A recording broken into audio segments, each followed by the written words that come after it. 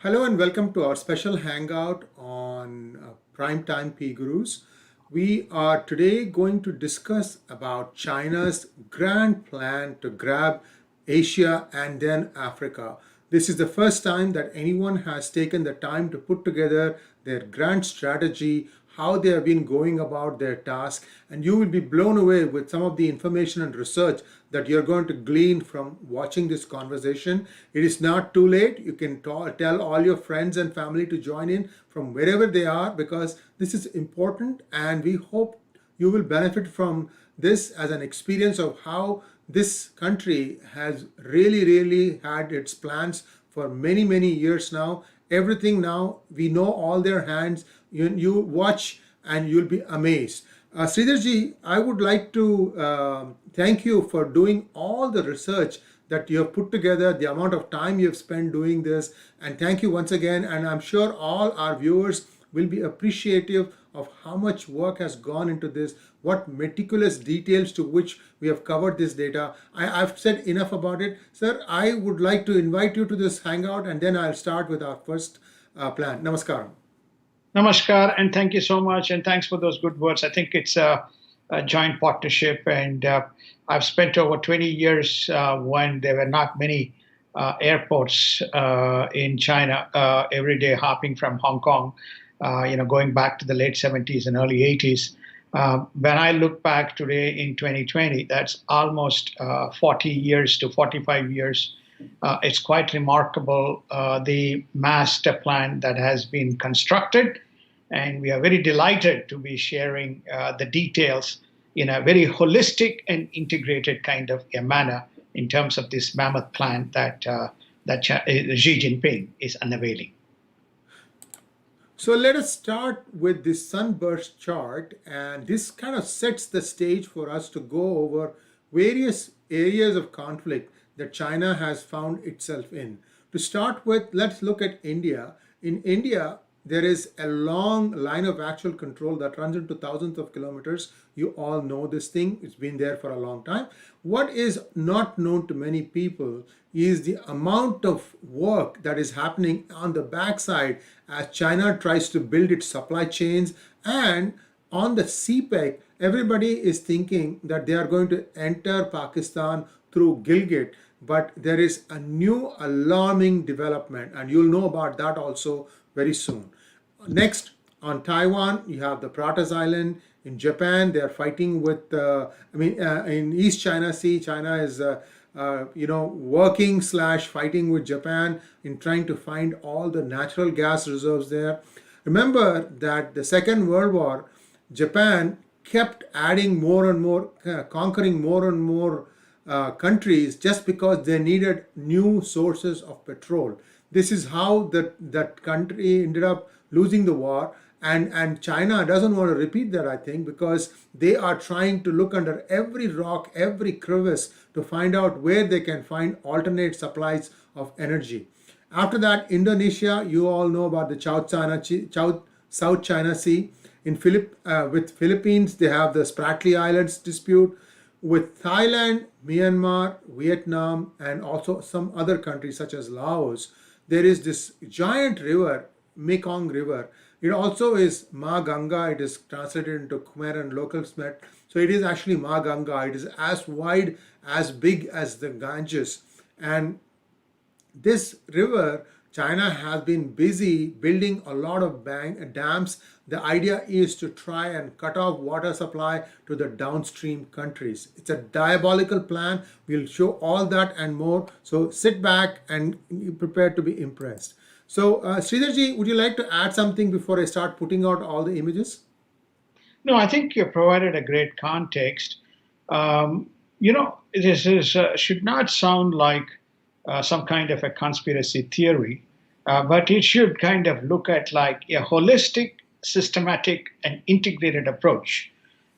In many ways, it is to me personally, it is reminiscent of what Hitler tried to attempt to do to Europe in terms of the conquest of various countries and integrating it through a whole concept of railways and roadways and air kind of a network to dominate, Germany to be the great part of the Europe. So similarly, what you are seeing today is a very holistic and integrated approach with Asia as the epicenter for China. Asia roughly constitutes one of the other days. We will cover the whole Asian GDP situation, but we have stated several times Asia by 2050 would roughly represent 56% of global GDP or 54% of global GDP. That is quite substantive in terms of the volume, growing today from 34. When it reaches that volume, United States will diminish to about 14% of GDP from roughly around 27% of GDP today. So this is a holistic, long-term vision that's been laid out, which is about not the conquest of countries alone, but interconnecting the countries through every conceivable infrastructure that one can think of: land, rail, air, sea, river, and the final piece of the puzzle is the digital cable that is being kind of laid. So they have got every facet kind of covered. And if I have to add, there are two countries and three little countries in the Asian continent which is holding China from achieving its objective: India and Japan in a broader context, Vietnam, Philippines, and Thailand, and perhaps Indonesia in a smaller context. They are kind of holding this big, gigantic kind of China's progress forward. And of course, United States has been an ally in supporting it, and that power is critical. Thank you for setting the stage for today's conversation. Viewers, this would be what we would form a part of the membership only video from 1st March. We would be putting out our joint membership drive maybe as early as tomorrow. So be sure to look it up. And our starting rate, which is very, very simple, that gives you access to all our videos, not just the free videos, but also members only videos, is a mere 119 rupees a month. Let me tell you how we arrived at that number. The number was arrived at because we have to give 30% of whatever we collect from you to Google as commission. So if you take that and then what we have left is about $1 per month from you. And those of you who are living in who are living in India and cannot donate to PGurus, please use this as a vehicle to do so, because here YouTube has figured out a way for us to be paid because we are a US based company. PayPal has not got India enabled, so PayPal is not the way, and this is the easy way for you to donate to our cause. Just $1 a month, $12 a year. You will get a lot of content, very, very cutting edge. We want to try and tell you that this is worth your time. We understand that the time is precious. Everybody, time is precious, but we hope that you like this so much that you also spread the word. Just $1 a month. Thank you very much. And let's jump right into our topic of the day. So I am going to first start out by this new revelation that many of you may not be aware of. Everybody thinks of the CPEC corridor as being able to enter China entering into the Pak-occupied Gilgit-Baltistan through the Gilgit area. Whereas if you look at the map, by the way, I would encourage everyone to zoom to look at it in even more detail. In fact, if you're watching it on your big screen or on laptop or iPad, you will get a much better idea. You will see how China wants to connect Shigar to Gorikot and through Skardu, and then it comes down all the way to Muzaffarabad, which is in Pak-occupied Kashmir, and it will be touching Shardapet along the way. So all these things are, this is all completely Indian territory, which has been occupied by Pakistan, and China wants to save the commute distance by cutting across here, and we don't know to how far they have got this plan in play, but it really, all this is India's land, and they are just going about it like there is no tomorrow, that there is no stoppage. Sridharji, your thoughts? No, I think that first and foremost, I would like to acknowledge and thank a couple of our friends who shared this map, which is forming part of the research. But this basically is very significant within the context of one, the much disputed, or not disputed, which is part of the Indian territory, especially something which is holy and spiritual heritage and the architecture of the Indian kind of culture and ethos, which is the Shardapeeth. The fact that this is going through, where attempts are being made politely and positively to see whether access can be obtained and people can pay their visits and respects to or prayers to Goddess Sharda. When this would be taken and absorbed into the Indian territory is a question. So clearly, the mapping of this road is highly provocative. That's the kind of my first observation. The second observation is China is well aware that this is something that India has made it very, very clear that it is a no-go zone. The fact that it did not join some of the efforts on the Shanghai Security Cooperation meet or the council is also a reflection that some of the objectives that are being laid out in that Shanghai forum is inconsistent with what India has laid out. So, in my view, it is highly provocative. It's very controversial. How far this will succeed remains a big question mark, but it is out there. And China's objective is to cut across. The whole objective is to cut across and get to the Indian Ocean in the shortest possible route right from the Himalayan ranges. And I might add that if China manages to get into Muzaffarabad, getting into Kashmir is just a half an hour or a 1 hour drive across. So it's a huge concern to India to make sure that something like this, a misadventure of this kind, does not happen. We know Pakistan is a lame duck country. Some even call it as the 24th state of mainland China. So we have to see how this plays out, but an effective response is needed from India today. Let's go on to the next chart. So here, Sridharji, we are showing the digital link. I think we dwelt on this a little bit in a previous hangout. So what we are trying to say here is now you understand that China not only plans on occupying area, landmass, but they also plan on connecting it in a very, very fast way to China. And you have two types of cables, a peace cable, which peace doesn't stand, is nothing to do with the religion of peace, but it will expand to something else. You can look it up. And a fiber optic cable. So Sridharji, what are your thoughts? And this is the second stage that you mentioned in your opening remarks. Right. I think that this is the final piece of the puzzle. But the peace stands for Pakistan, East Africa, connectivity to Europe. That's what peace stands for. So this particular cable starts in France, if you see, then it gets into Egypt, and from Egypt it gets into Djibouti, and then along the way it touches Somalia, and then it makes its way under the sea as a cable into Pakistan, and then on the land route that you saw, the cable will be laid going into the western part of the China. Okay, so this is the grandiose design. So you are connecting now the final piece of the puzzle, which is by the digital cable route. Imagine what the digital cable links would offer to China: access to data, access to information, access into connectivity into creating e-commerce type of gateways, and then of course the artificial and robotics technologies which they use in terms of tracking people and so on and so forth. So this is very kind of the significant piece of the last piece of the puzzle.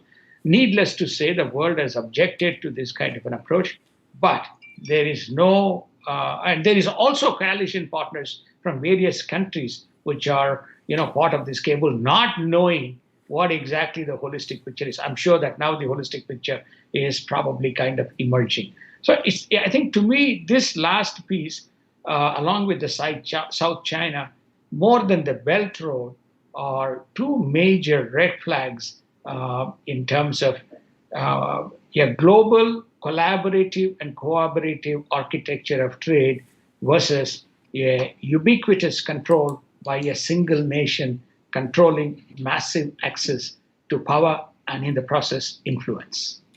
And I have the road link now, the road link that shows how China plans on connecting Europe with via road as well as through under the sea. Sir, please go ahead. The road link. Well, I think that the road link, if you carefully kind of look at it, reestablishes the same kind of connections.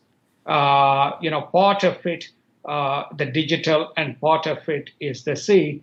Then it basically cuts into those territories, especially in the North African region, the North African, Northwest African region, right going along the northern borders all the way from west to east into Ethiopia and Yemen.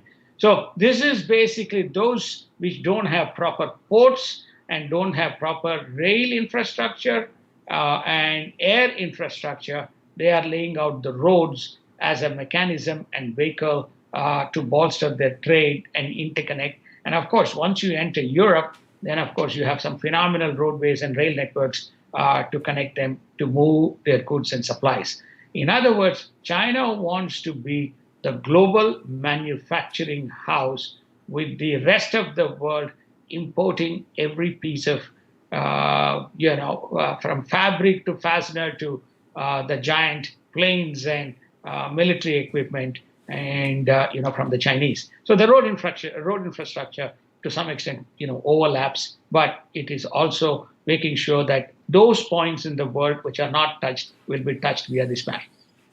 So, from India, the three regions of conflict, we now move on to the China area where you have the Pratas Island. And the Pratas Island is being used strategically by Taiwan for many things. Can you expand a little bit on why China is so interested in the Pratas Island, sir? I think the Pratas Islands is strategic because it is called as the front end deterrence in terms of both Navy as well as they have naval stations and they have satellite stations in Pratas. So whenever there are incursions that are happening by air into Taiwan, or whenever there are ships that need to sail through, if they're sailing proximus to Pratas Island, getting into the South China becomes a little problematic. So what they're trying to do is, if once Pratas Island is conquered, then Taiwan is effectively cut off, or Pratas Island is effectively cut off from Taiwan. So in other words, they have seamless passage going from the Chinese ports into South China Sea unhindered via the little Taiwanese kind of pass. If you recall that on the Taiwan or the narrow Taiwan pass, we had both U.S. carriers as well as the Chinese carriers, passing through without kind of touching. That is what you call as the neutral maritime lines. So they went through those maritime lines without violating any of the boundaries, just basically, what you call saber rattling and telling, we are here and there's nobody to stop us, notwithstanding the fact, this is not merchant vessels, but these are military vessels that are making their passage through.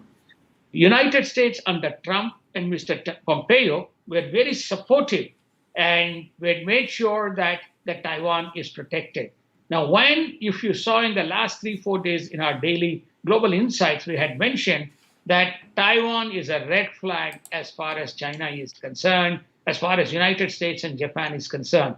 These statements have been coming quite regularly, basically because there has been air incursions. So the radars kind of go up and the anti-air batteries come up with early signals transmitted from the Proteus Island. So this Proteus Island is very significant to Taiwan as a kind of a front-end post and also as a deterrence for the naval ships passing through.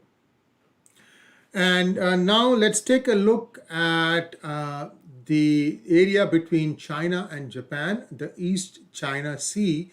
And if you look at the screen, you will see a lot of lines. What do those lines mean? And there are different colors. Perhaps Sridharji, you can expand on this.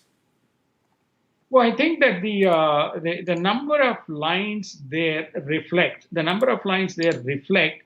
the connection, the what you call air and sea port connection points, uh, which is basically, and also they have satellite stations. They're basically the satellite stations also, and also the one that you pointed out, which is the zone where there is a lot of natural gas, especially Dayang Hao. It is a very rich source in natural gas. So that again, yes, originally was a joint Japan, what you call development zone. But if, for example, some of these islands are claimed by China, then it becomes the sole and proprietary ownership, or comes under the sovereignty of China. So I think that's the key point. The other point is that the Senkaku Island, which is claimed by Japan, right, which is used by them both as a defense deterrence, also for maritime, right, that is again a point of contention between China and Japan. And China has been claiming that island is actually proximus to China. It was taken, during the pre-World War II, so it should naturally be given back to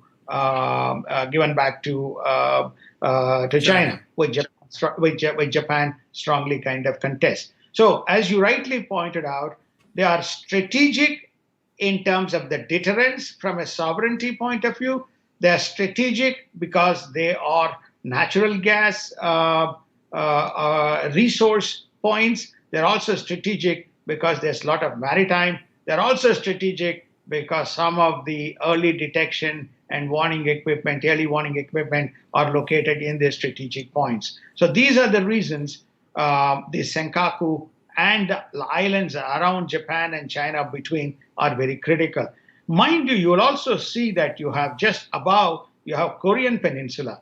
So you also have the Korean Peninsula on one side, bordering with China. So sandwiched between Taiwan, China, Japan, and the Korean Peninsula, you have all these little things, the points of conflict, and then you go down, you will find that you get into the South China Sea. Okay, and we also discussed in one of the sessions the Bahai Island near Dalian, so which is further up north.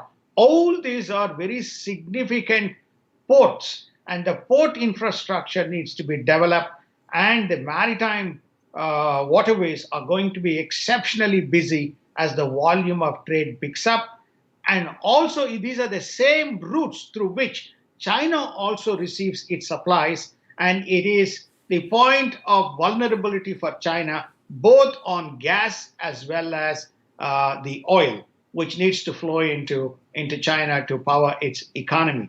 I think 70 to 74% or even higher volume of imports of natural gas as well as the gas comes through these kinds of points of fulcrum. Now take a look. We are taking a look at Philippines and South China Sea, and we know that that area is also rich in gas deposits. And we also know that China refused to obey the order of the International Court when there was some land dispute, isn't it? Yeah, yeah. 500 billion metric tons of gas, and I don't know, maybe more than 100 billion barrels of gas is natural petrol. We call Crude. it as gas here. Crude. Is supposed to be crude. Is supposed to be in that location. But Philippines is also concerned about two things. One is around its maritime fisheries. Both Philippines and Thailand use that, their fishermen kind of go out, and there's constant harassment by the Chinese. The other thing is that concerns them is diametrically opposite to Philippines. You also have these Spratly Islands, where there's a massive naval base that has come up, during the as part of the 9 points line. Now, the question that crops up there is, will China allow Philippines to be an independent sovereign nation, or will it also, with massive army infrastructure, whether it becomes vulnerable to a takeover in some future date. Many, by the way, just to kind of correlate to this point, many attribute the recent takeover by junta in Myanmar. There is some role by the Chinese Communist Party in that effort.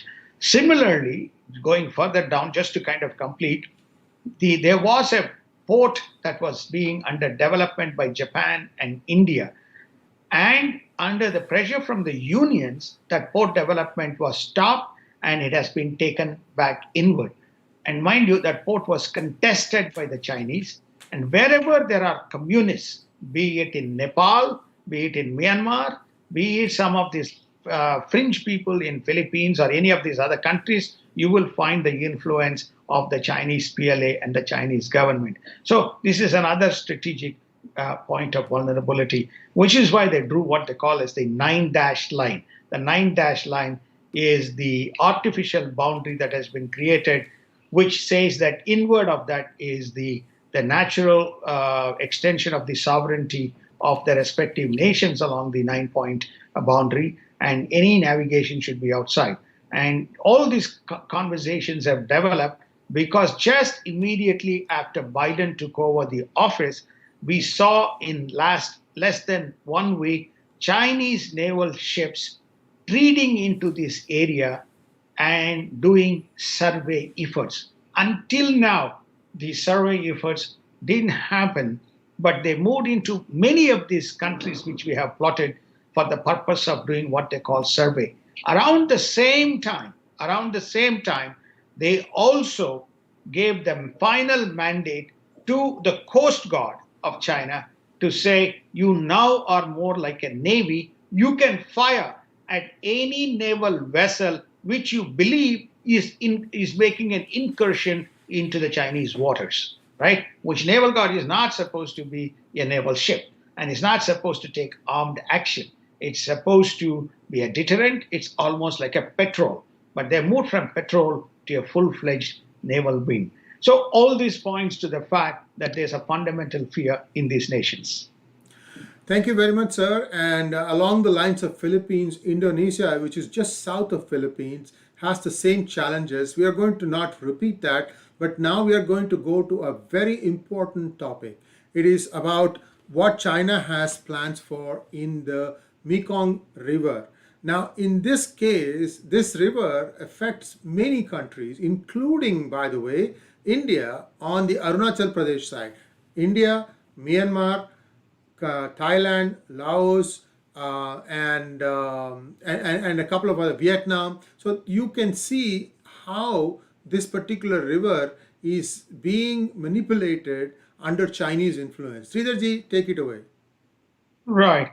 Guys, you are looking at the television. I have to look at my iPhone to look at the same kind of an image, which Yes. Sree is doing. Right. So I think the Mekong River is the most latest kind of skirmish that has developed. You see, each of these countries, like be it Taiwan in electronics, be it Vietnam in manufacturing, Thailand sees itself as a historical kind of navigator of the river system along the Mekong Valley. They have been going along and selling their produce, which they make in Thailand. It's one of the greatest agro fisheries kind of markets. So they use the Mekong River. And any drying of, and these also feed into very rich, paddy fields along those countries. Now, as Sree Iyerji mentioned, it comes from China, goes into Myanmar, Laos, Cambodia, Vietnam, Thailand, and finally, it finishes in Vietnam. It finishes in Thailand as the final kind of a destination. There is a little bit of it going on to the other side, but that is the kind of the river system. And Thailand is saying that you cannot do this to us, and this is the area which historically has been used by. And remember, many of these places were one single kingdom or two or three kingdoms, and it's only in most recent times they have kind of yeah, dissembled into individual kind of sovereign nations. There are three major issues in this Mekong. One, there are existing dams and they're constructing new dams. That's number one, which affects the downstream water, which also affects the irrigational supply of water. So that's one. The second is, which you may not see in this diagram, is a number of hydroelectric projects that are being done right up from where you see Galanba to up to Gongujao. Right? If you see right up there, there's a number of hydroelectric projects that are being, that are hydroelectric projects that are currently in progress. Number has been built. Okay, and then when you look at that Lanchong, that is where you don't see it, but we have other maps. You'll see little tributaries flowing in. This is where you have this most recent contention that is taking place between India and China around construction of a dam in the upstream is going to impact the downstream Arunachal Pradesh and flowing into the northeastern region. So this is, again, an offensive posture that China has taken to basically, and again, one more important point. All along the upstream from Galanba, if you see the Chinese territory, which is in another map, is all very rich rice paddy fields, which is cultivated by the Chinese. So if a large pool of water is drained into cultivation in those fields, then you can see parchment in the downstream. We have images which shows how many downstream river systems have dried up or semi-dry, especially in the Myanmar and Thailand area. And this is where there is a hue and cry by the Thailand people that, hey, you are draining us. So this is a big picture idea of how many things that China has its fingers into. And we also see them meddling in the affairs of Nepal, Bhutan, and Sri Lanka, Bangladesh. And they must all be shuddering when they see this Mekong River, how China has planned to cut off the water supply for all the downstream countries. Now, India never does that. Despite having 1,000 provocations from Pakistan, India has never, in fact, India gives Pakistan more than their share of water as per the water agreement for sharing the waters in the 5 rivers that flow from India into Pakistan. These are ungrateful nations, and they should also look at how their great neighbor, whose friendship is deeper than the deepest ocean and higher than the highest Himalayas, is, and they are bleeding them dry. But then Pakistan, who knows who's running them, that country, and what have you. So Sridharji, we have now taken a look at what plans China has in the Asian region. Now, the thing that we also have to look at, and probably we'll address this at a later date, is how China has essentially plundered the resources of Africa, and they are also planning on conquering that continent too. How are things going there? Would you like to touch upon it? Maybe we don't have time to discuss that in detail, but at least maybe you can touch upon it, and then we can start taking some questions. Every country in the African kind of continent or African region where China has left its footprint, they are now beginning to have issues on two fronts. The issues on two fronts are, one, the debt. What they gave as aid has become a debt, and the interest on the debt, as you know, is draconian, and many of these people are unable to pay pay the interest, let alone the principal. So potentially creating issues around sovereignty. Then the second issue that is they are harnessing their mining and farming with no reciprocal development of the infrastructure as well as the welfare of the communities. In fact, it's almost like, I don't want to be too harsh, but labor at free cost, seems to be the evolving trend. That's why you have a lot of issues. Now, they have also done a deal most recently. We covered this briefly, touched it in Maldives, right, which is typically considered an African nation, right? The Maldives. So they have done a deal. Fortunately, it remains to be seen what exactly is the scope of the deal. The reason is there's only 1.2 million people there. So why is China touting that as strategic, right? Is it because it's at the epicenter? Is it because it sees that as a point where they can have another outpost like Spratly Islands? Remains to be seen. But compare 1.4 billion people or 1.3 billion people in China to 1.2 million people in that specific island, why they are giving so much of PR to the deal that they have done with this little island. Okay, now based on what we have seen in the main East African region, you can infer where they are heading with this. East Africa is again, the combat is coming from Japan and India. India and Japan are trying to do joint treaties in the Central and Eastern African region to jointly invest and develop. Hence, one of the largest suppliers of vaccines to that specific region, notwithstanding the fact there has not been a significant uptick in COVID, is India. And China has taken a posture, which is to say, these vaccine diplomacy into Africa does not work, right? And therefore don't interfere into our nations. All this points to the fact Africa is another frontier that they will fight, and we'll discuss this as a separate session.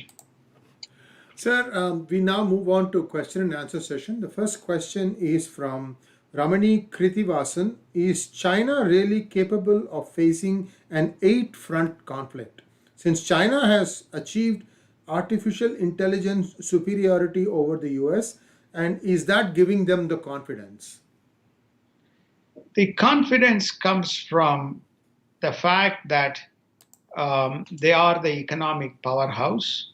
The confidence comes from the fact that they have built an industrial and information technology empire in a very short span of time. It gives them the confidence that they are the leading mobile manufacturer and mobile supplier to the world. They feel that they are technologically superior as well as technologically capable in terms of dealing with issues. The West, which is bleeding with balance sheet problems, bleeding with economic mess, does not have the wherewithal to unite and be ready to combat or to deter China. Now, in the recent memory, in the recent past, India is the first nation to have stood up and blinked eye to eye both in Doklam and Galwan Valley and in the Ladakh. It's building infrastructure. So for the first time, China has seen resistance from India. No other, not Europe, not from United States. United States is on a defensive, offensive position. But in this case, China and India looked eye to eye, including the combat. So do they have? They believe they have. They also believe they always can cherry pick one of these 8 nations or a couple of these 8 nations and somehow kind of diffuse the unison that we are trying to allude to. That may be the surprise may be that 3 nations may be enough to take this Chinese down. Remember, China has not fought a physical war as yet. Okay, information technology war, cyber war, yes. They have got cyber and space war. They are fully capable. Can they use the information technology and artificial intelligence? They certainly have tried this in their own country. This is where the digital cable link or the digital belt road, if it is completed, could be one of their strategic weapons. In fact, if you remember, viewers, we alluded to this in our previous today's daily hangout about the Americans being concerned that China was actually getting all the data about all the Americans through computers and things like that. So let's move on to the next question. The next question is from Mr. K. Lakhan. Janan Hefei and Shanghai have built and connected a quantum communications network, meaning it is unhackable. Now I am concerned as the quantum satellite came online just before COVID.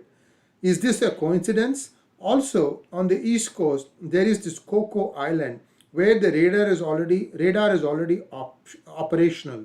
Can they jam Earth space comms via this radar system?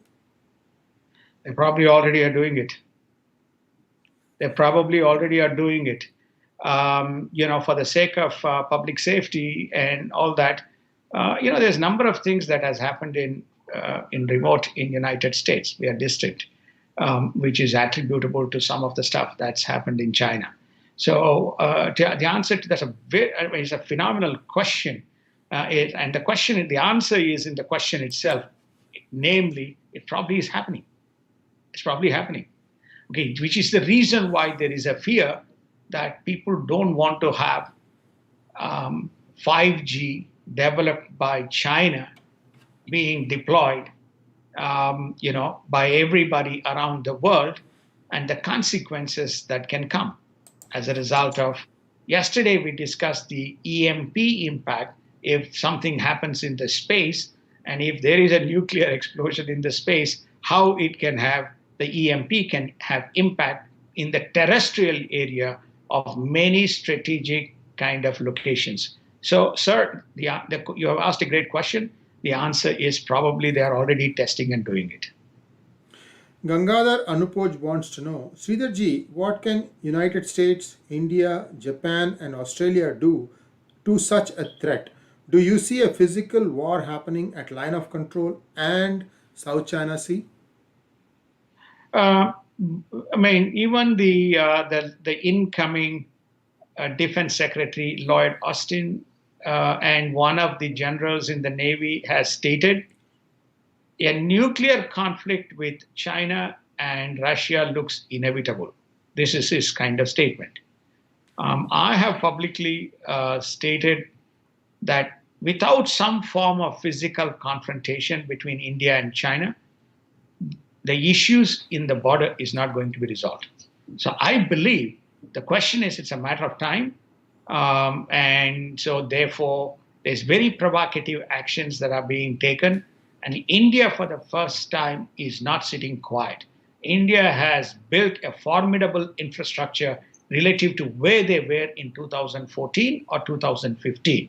We have everything, everything. India has everything from Rafale to Agni missiles to BrahMos to nuclear capable missiles to surface to air to air batteries. You name it, you have it. And you have helicopters, you have locally made drones, you have Helios missiles. Now the planes are going to be fitted with the Israeli manufactured spice bombs. They have bought enough spice bombs because in that upper Galwan region, which is very hilly, they probably may need to use the spice bombs to get to those clusters of rocks. So the story is that India is kind of arming itself as well. I don't know. It's possible that India has already made some moves in that direction, just as you see China's moves into Indian territory. You will never hear from China if India it makes an incursion into its boundary, occupies some territory. You are never going to hear from the Chinese. And India neither is going to chest them and basically say we have done something. But there's enough images or enough data, enough statements that is coming from the US, the ex-US secretary, which says that they see China trying to hassle and trying to saber rattle and have occupied some parts of the Indian line. So this you have seen my ex-secretary Mike Pompeo making a statement. So my view is there is some kind of a conflict looming definitely between India and China. The next question is from Ramesh Pillai. How will China protect its peace and fiber optic cable from destruction? China cannot monitor the entire length, can they? Can they? Probably in the initial inception, they may not be able to, but they have strategic partners. So they will basically put the monitoring stations, with their all-weather allies around the world.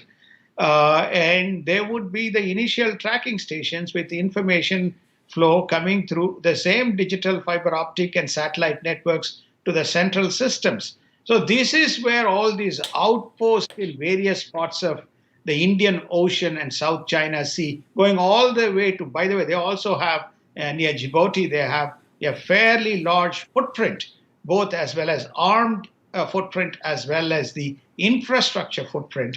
So they have multiple points. They don't need to have everything, just as United States have AFRICOM and CENTACOM. So these guys are going to have something similar to track, monitor, and manage from various functional distribution points using their all-weather allies.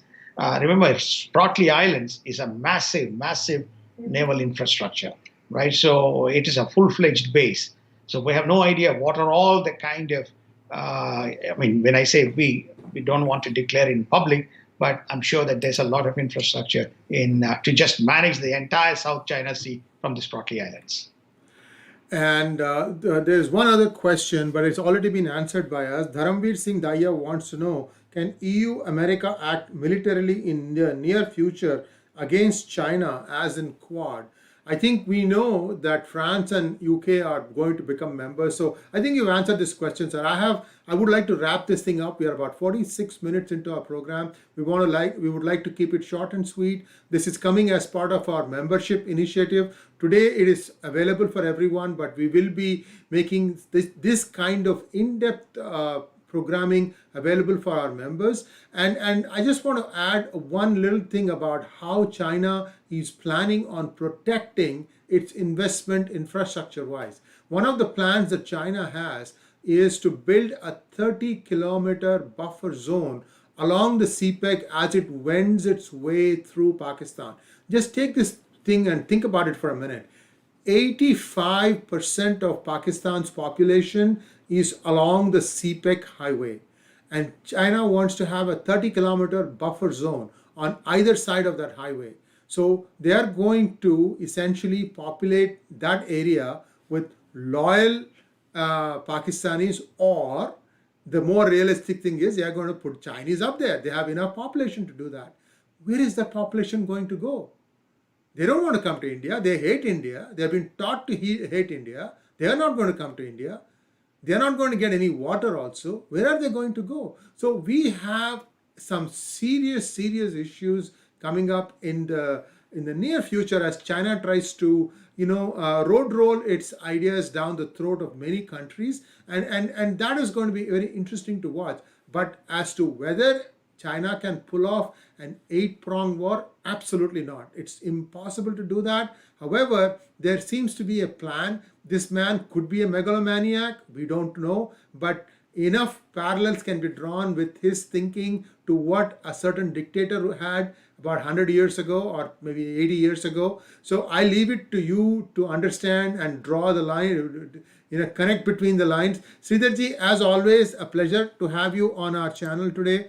And we'll be back with more such in-depth programs. In fact, tomorrow there is one more.